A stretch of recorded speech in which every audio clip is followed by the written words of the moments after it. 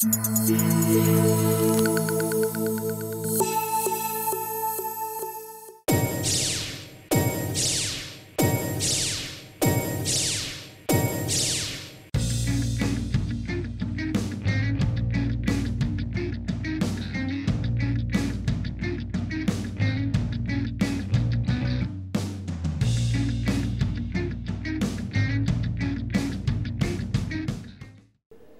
noite, entrando no ar mais um canal aberto, um programa que debate sobre os temas de relevância da comunidade aqui da região do Vale dos Sinos. E hoje o nosso tema, o nosso eixo é sobre segurança pública. Então nós teremos um grande debate aqui com especialistas da área e convido o senhor e a senhora a participar também, né, através do nosso telefone, que é o 99-750-1414, ou através do site, do aplicativo, né, das várias maneiras que a gente tem aí de comunicação da nossa Vale TV.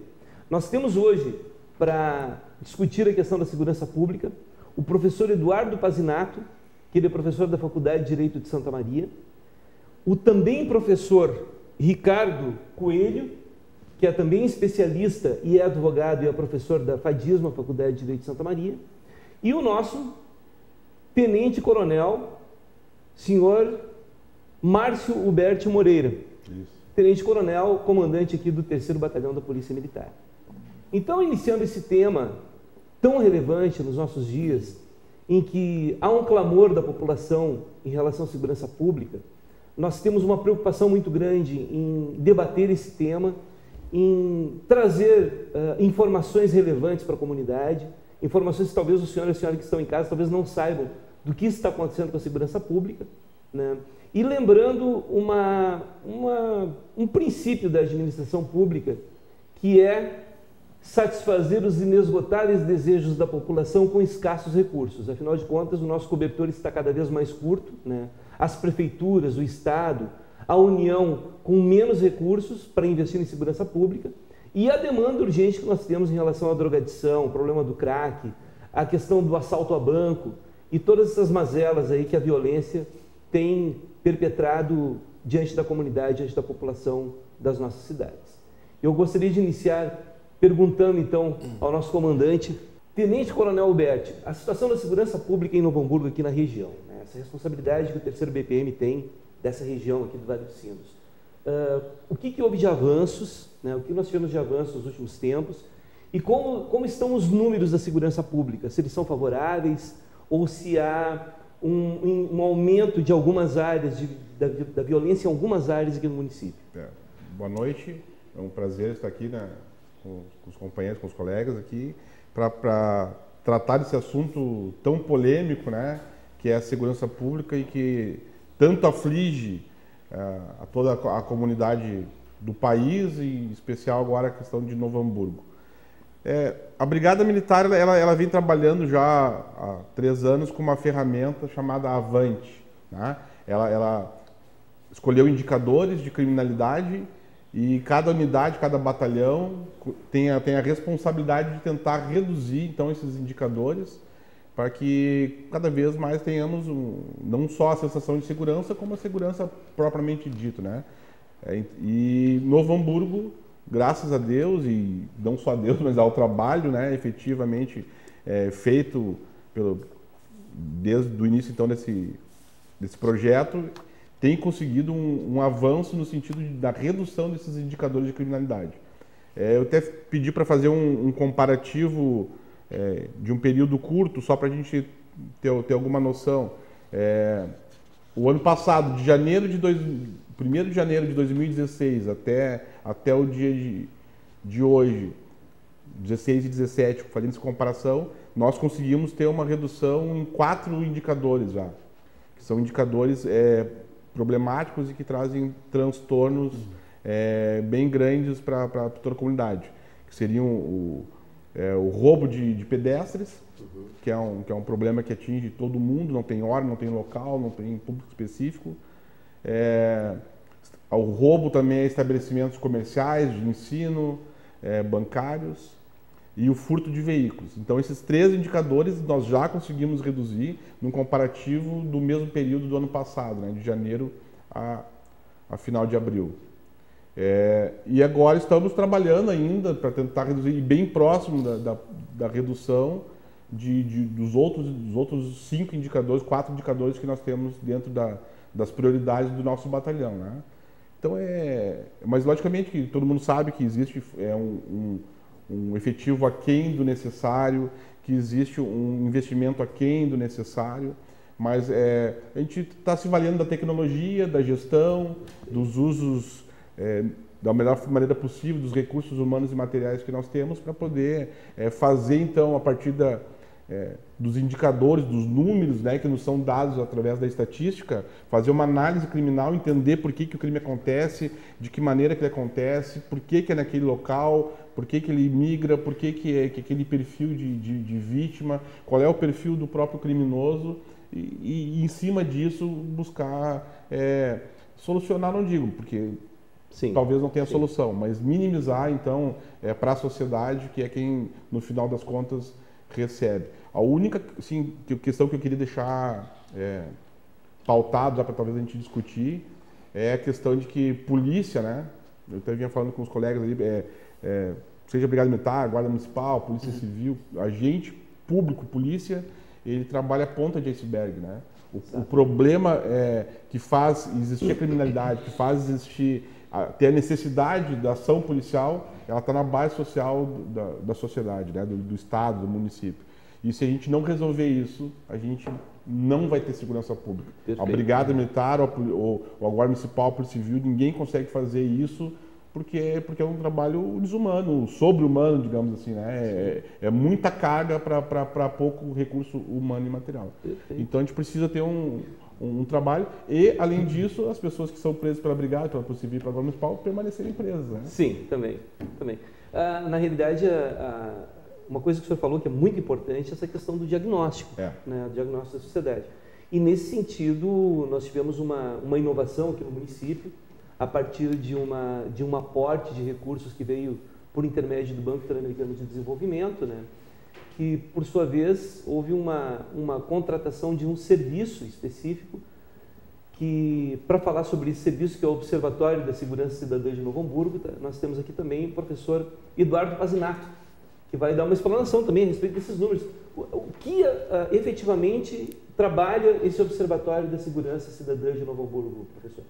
Bom, boa noite a ti, Fernando, o Coronel Hubert, ao meu colega Ricardo Coelho, professor da nossa Faculdade de Direito de Santa Maria.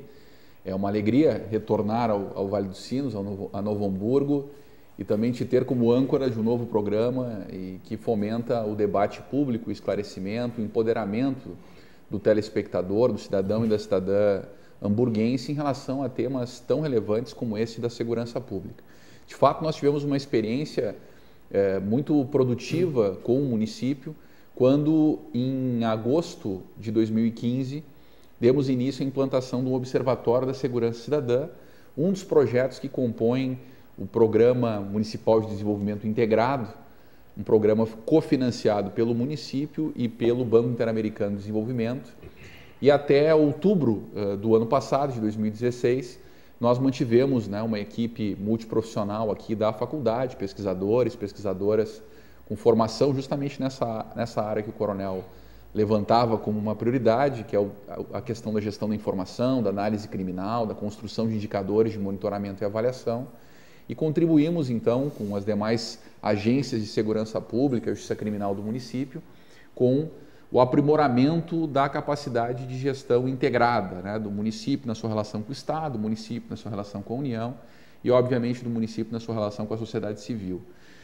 Eu me somo, né, me congratulo, inclusive, com esses resultados positivos apresentados pelo Coronel Hubert, porque eles vêm justamente na esteira de um processo que se verifica tanto no Vale dos Sinos quanto em Novo Hamburgo, com uma redução importante da vitimização letal e dos crimes violentos, né? Eu diria que parte substantiva dessa redução se dá a partir desse esforço por um trabalho multiagencial. Então nós temos a Brigada Militar trabalhando em parceria com a Polícia Civil, com a Guarda Municipal. Ao mesmo tempo nós temos as demais equipes com poder de polícia administrativo na Prefeitura, com apoio da Guarda Municipal também trabalhando na fiscalização, na regulação do espaço urbano. Nós temos aí alguns investimentos sempre necessários de serem ampliados, né? Mas no foco da prevenção social das violências, da prevenção primária, na prevenção secundária. Todos esses esforços conjuntos, tanto do Estado quanto da sociedade civil, estão, a partir dos estudos que nós realizamos, né, até outubro do ano passado, com o observatório, na base dessa redução. Veja que, se nós compararmos a redução dos homicídios em Novo Hamburgo no período de 2016 a 2015, nós tivemos uma redução de 42%. Né? Foi a principal redução em termos de indicadores de homicídios do estado do Rio Grande do Sul em cidades deste porte. Né? Obviamente, nós temos outras cidades que têm uma dinâmica da violência do crime diferente, né?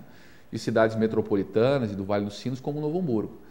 Ao mesmo tempo, uma redução dos latrocínios, né? O ano passado em relação a 2015. E havia, né, como indicativo dos estudos e pesquisas aplicadas do Observatório, a necessidade do fortalecimento de ações de redução dos roubos, né? Dos roubos a pedestres, estabelecimentos comerciais, também os roubos de veículos, né? E os furtos de veículos. Então, fico bastante feliz, né, a partir dessa socialização, dessas informações pelo Coronel Hubert, de que já há resultados sinalizando nesse sentido. Né? Então, isso mostra que políticas públicas precisam ter continuidade, né? E que uma das maiores mazelas que nós temos hoje no poder público brasileiro é a descontinuidade de serviços públicos essenciais, como os de segurança, educação, saúde. Né? Fico feliz de que o poder público municipal, né, com a nova prefeita Fátima, venha também dando continuidade, qualificando, aprimorando, né, boas práticas que não são boas práticas só de Novo Hamburgo, são experiências exitosas na América Latina e em outras referências também internacionais. Né? E me parece que o grande desafio que nós temos doravante é justamente intensificar a assertividade e a focalização dessas políticas públicas. Veja que, historicamente, Novo Hamburgo tem nos bairros Canudos, Santo Afonso, uma concentração de situações de vulnerabilidade, de vitimização.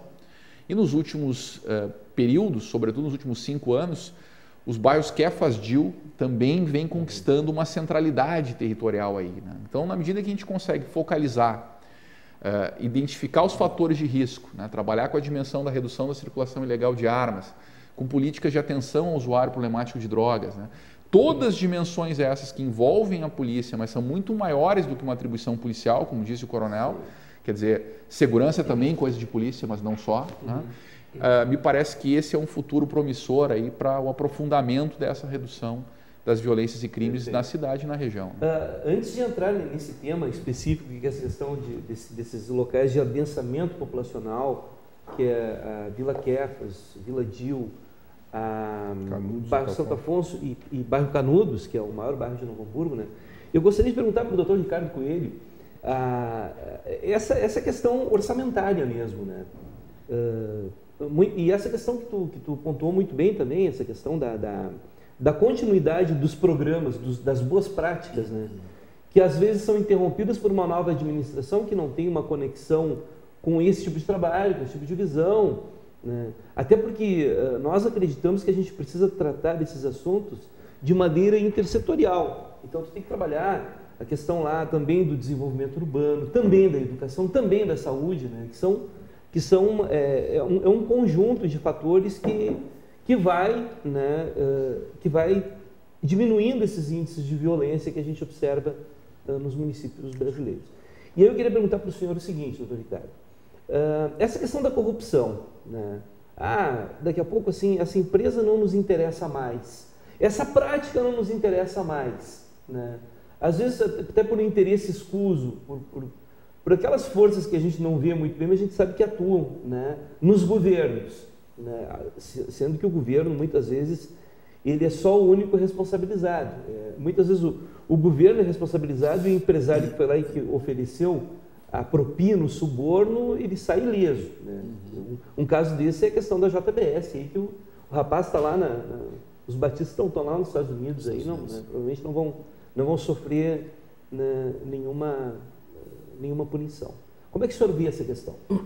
Bom, meu boa noite, em primeiro lugar, aos colegas de mesa, aos telespectadores.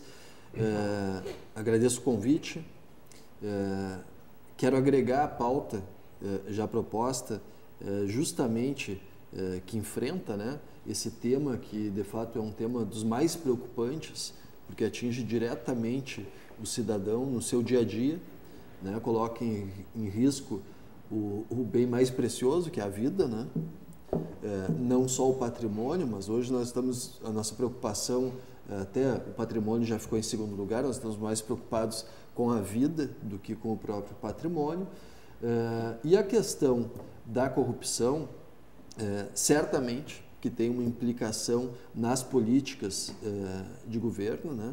Nas políticas de Estado, reflete na continuidade ou não das ações, e aí não só na segurança pública, mas também na educação, na saúde, porque suprime a capacidade, né, do Estado, do município, no caso, de realizar, de devolver ao erário aí aquilo que lhe é de direito, fruto, né, dos seus impostos, de todo o trabalho, de toda a riqueza que é gerada em função do nosso trabalho.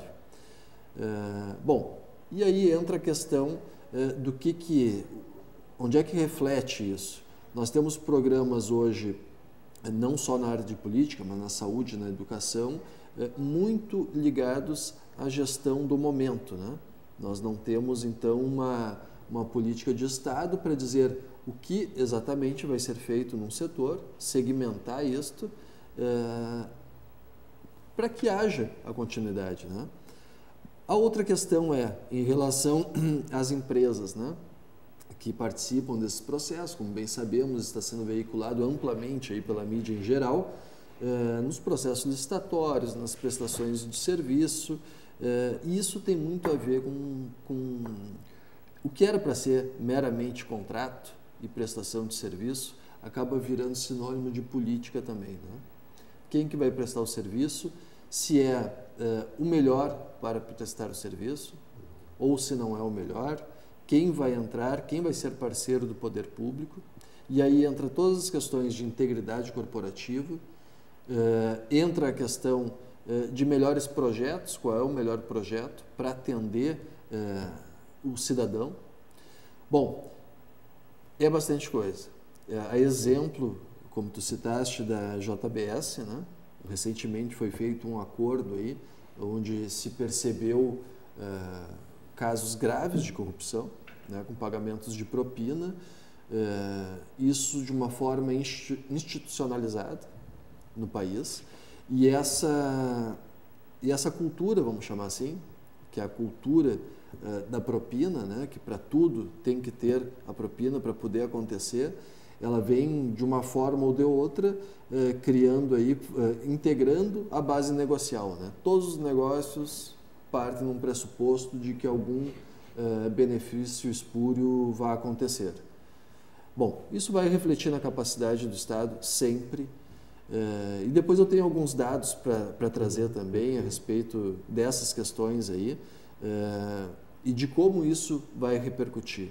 Qual foi a questão cultural propriamente do que é corrupção, para onde é que ela desencadeia, até chegar na questão da criminalidade, né?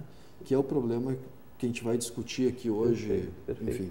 Tem uma fala sua, Coronel Hubert, que é essa questão mesmo da intersetorialidade, de tu ver a violência não como a ponta do iceberg, que é a questão talvez do policiamento ostensivo, mas toda a estrutura da sociedade que converge para esse mal que é o mal da violência, né? E aí nós tivemos o exemplo da limpeza, da higienização da Cracolândia em São Paulo, que ele, numa leitura, né, superficial, a gente não está lá para ver a realidade, se bem que quem vai a São Paulo, quem já passou pela Cracolândia, eu conheço, eu já passei por lá, é uma coisa apavorante, né? A primeira impressão que a gente tem é que não existe prefeito na cidade, né? Mas o fato de limpar de uma região, tirar de uma região e colocar numa praça, como está acontecendo, né? Que eles mesmos fizeram esse movimento, né? Parece que não surtiu muito efeito, né? Ao passo que no momento que tu tem um programa, que existe um programa em que tu resgata a cidadania dessas pessoas, que tu dá tratamento, mas não dessa maneira compulsória, como tem sido colocado lá, né? E aí há que se entender também um gestor, um administrador que vê esse problema, vê a cobrança da sociedade, não deixa que eu vou resolver. E às vezes pode ser que tenha sido uma decisão precipitada do prefeito Dória, ou não. Isso vai ter, eu sei que vai ter pessoas, vai ter grupos que vai defender a ação dele e outros que vão condenar a ação dele. A gente não está lá, não vive a realidade do município de São Paulo. Uma ação dessas, por exemplo, se ela acontecesse aqui em Novo Hamburgo, né? Digamos ali que tem uma região de Cracolândia, tem uma região ali, e nós sabemos que tem algumas áreas aqui em Novo Hamburgo que, né, que existem os usuários, né? Na sua opinião, como é que a gente pode fazer essa ação? É assim, o que tem que ficar bem claro para todo mundo é que quando se tomam medidas extremadas, né, como foram tomadas em São Paulo, é porque todo o resto do sistema já falhou ou se deixou de fazer, né?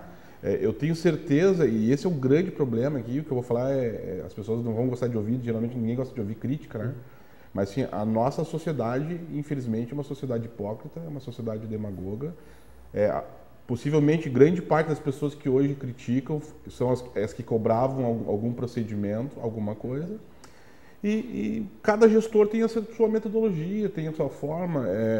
Talvez, não sou de São Paulo, não conheço a realidade, muito menos desse político, mas assim, ele tenta resolver. Talvez não seja o melhor jeito, talvez, com certeza, a forma compulsória nunca é a melhor maneira, mas às vezes ela é necessária. Ela é necessária. Para que não aconteça isso, que é o extremo, assim como é a ação policial, tem que existir um trabalho de base, tem que ter uma política cidadã de recuperação. Só que o pessoal também tem que entender, e é fácil criticar quando tu está num outro mundo, vivendo uma outra realidade, que existem tipos de drogas, no caso do crack, que o usuário do crack especificamente, diferente de outras drogas, ele não aceita. A droga é tão forte, ela é tão destruidora, tão avassaladora, que ele dificilmente aceita a ação social, a ação do Estado ou o auxílio. Ele não aceita, não quer. Não. Então, assim, eu fico imaginando que passaram dezenas de governos, isso não é um problema que começou ontem. Então, devem ter tentado questões sociais, devem ter tentado resolver com medidas outras, né? E só que as coisas não se resolvem por uma série de questões. Chegam no momento em que, às vezes, o cortar na carne é necessário, né? Falando uma linguagem bem popular, tu não faz o omelete sem quebrar os ovos. Infelizmente é isso, né? Agora, logicamente, para que não aconteça em Novo Hamburgo ou no nosso estado uma situação como essa, nós temos que primeiro inverter essa ordem, né? Não deixar acontecer. Observar lá no surgimento para que quando começar a existir o uso da droga, quando começar a ter um núcleo de usuários, quando começar a apresentar o problema, o Estado se faça presente, né? Porque hoje é comum assim, porque o 190. 190. Senhores, a brigada não pode estar em todos os lugares. Não pode resolver todas as demandas. Então, se alguém caiu na rua, liga para a brigada. Se o gatinho subiu na árvore, liga para a brigada. Se roubaram, liga para a brigada. Então, é um leque muito grande para ser feito com um recurso muito diminuto. E a gente precisa fazer com que as coisas que antecedem chegar na ação policial ou na demanda de qualquer instituição polícia aconteçam. Então, primeira coisa, não deixar acontecer. Né? Como é que faz para não ter uma situação como essa em Novo Hamburgo? Não deixa acontecer. Evita entrar droga, combate a venda da droga, combate o narcotráfico amplo, aí é polícia. Parte social, de pegar o usuário da droga, tentar tirar desse mundo, dar uma estrutura, dar uma recuperação, dar uma requalificação, dar emprego, não sei, é outra questão, que daí não é polícia. Mas tudo é importante. Tem um trabalho da polícia que é muito importante. Uma coisa não acontece sem a outra e uma coisa não vai ter resultado sem a outra. Um programa muito importante que vocês fazem é da erradicação das drogas nas escolas, que daí vão os policiais, que é o PROERD. O PROERD.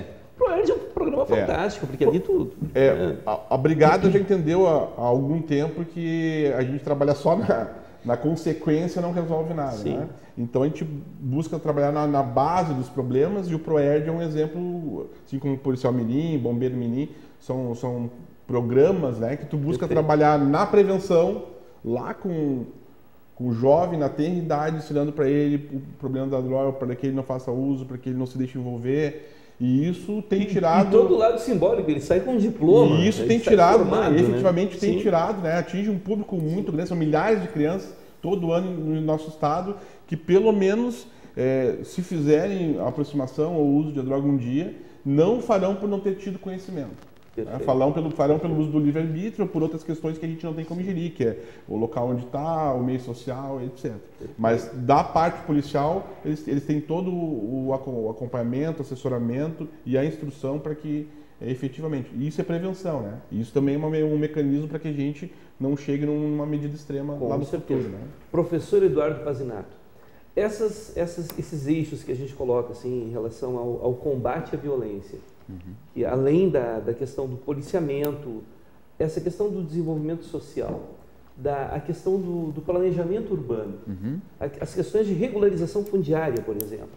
A gente pega ali nós tivemos aqui um exemplo aqui no bairro Canudos, que foi a revitalização, a reurbanização da Vila Kipling, né, onde haviam 800 famílias morando ali e 300 foram retiradas ali para colocar num condomínio ali perto, né, num condomínio com todas as condições. Ali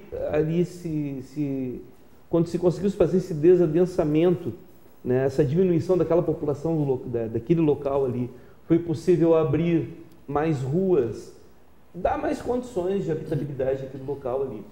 Essas medidas, na realidade, é preciso um investimento muito pesado, né? Ali teve dinheiro da Caixa Econômica Federal, são investimentos assim que fogem do orçamento de uma prefeitura, né? E essa conta vai ser paga até por conta de um passivo socioambiental que as prefeituras herdaram aí de tempos atrás. Claro. Né? Como é que o senhor vê essa questão? Como é que se financia isso aí? Um problema que nem cidades que nem Porto Alegre, Canoas, né? Que daí tem aqueles bairros lá, bairros mais populosos, né? Que facilitam muitas vezes até, né? É muito fácil para vamos ser sinceros, é muito fácil para um vagabundo, para um meliante se esconder lá num beco, lá numa quebrada, lá no fundo de uma vila, né? Como é que se resolve esse problema, considerando a questão dos recursos que são escassos aí nos municípios, no estado?